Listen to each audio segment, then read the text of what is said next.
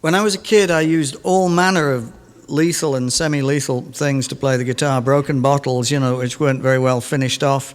It's not really a very good idea, but then people still do it. Eventually, I discovered that what made a really good bottleneck was the sawed-off end of a bike handlebar, That was good. Good chrome plate, a bit rusty on the inside, made your finger smell funny, let me tell you, but it was cool. And then eventually I really just got into the idea that I thought steel or chrome sounded better than glass, and it had more weight to it, and weight generates sound. So eventually I kind of worked on this, and I found somebody in England who would make steel bottlenecks, and I thought if you made them like that on the inside, you could get more mass at this end and less mass at this end, and also they'd fit your finger better and they'd fit more fingers. So I started having these bottlenecks made. And then I moved to live in the States, and I was in Greensboro, North Carolina one time, and I was in a music shop, and there was this guy hanging out there, and he worked on Harley-Davidson motorcycles. He customized them. And I was talking slides with my friend David Shepard, and this guy said, "Let me see that." I said, "I could do that." Yep. So he started the Slide of the Month Club. Like sending these things back and forth for David and I to try and make two at a time, and he'd send them out there. And eventually he made the slide, which I thought was absolutely perfect, and I used it for years. And I showed it to a friend of mine called John Lynch, who's from Santa Rosa, I think.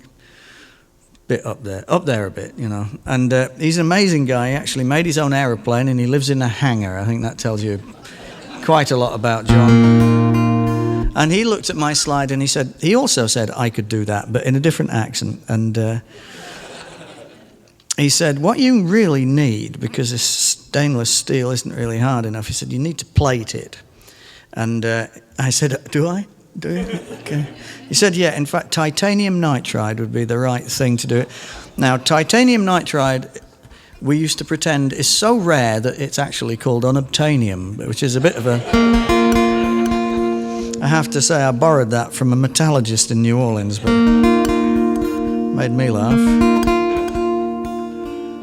So John Lynch and I went into production making these fantastic stainless steel slides with titanium nitride coating and a little signature laser burned into the finish, which was awfully flash, I have to say.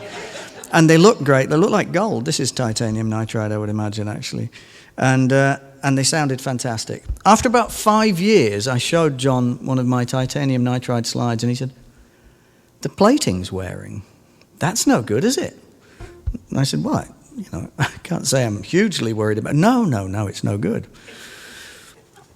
"I know what to do," he said. So he went off back to Santa Rosa, and he made 2 of these. This is actually tungsten carbide. This weighs about 8 tons. If you put it on your finger and let your finger lean back, it takes your finger off, But it's the hardest... the hardest material. It's fantastically hard. It's incredibly smooth to finish. It'll take an incredible edge, because they use this for cutting tools mostly. However, because it's so hard, the only way you can cut it is with a mixture of laser electrical discharge and diamond cutting. With the result that 2 of these cost $500 each to make. So no, you can't have it. Yeah, you can have a look at it after. They're just spectacular, but it just makes me laugh. It's just such a ridiculously one-off kind of object. But when I actually, for the first time I put it on the guitar and did that, I went, and then I picked up all my other slides and tried them, and this actually has about 8,000 times more output. It just is...